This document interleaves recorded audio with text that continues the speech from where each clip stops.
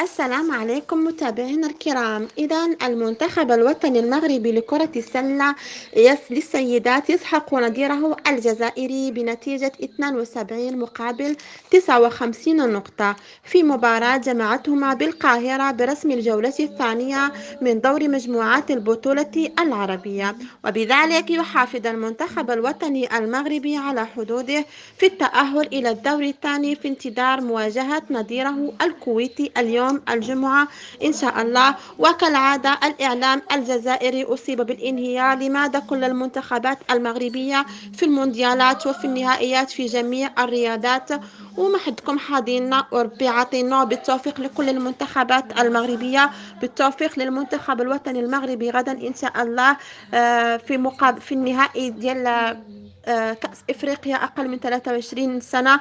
كل الدعم إن شاء الله للمنتخبات الوطنية، وديما ديما ديما المغرب، وعاش المغرب ولا عاش من خانه.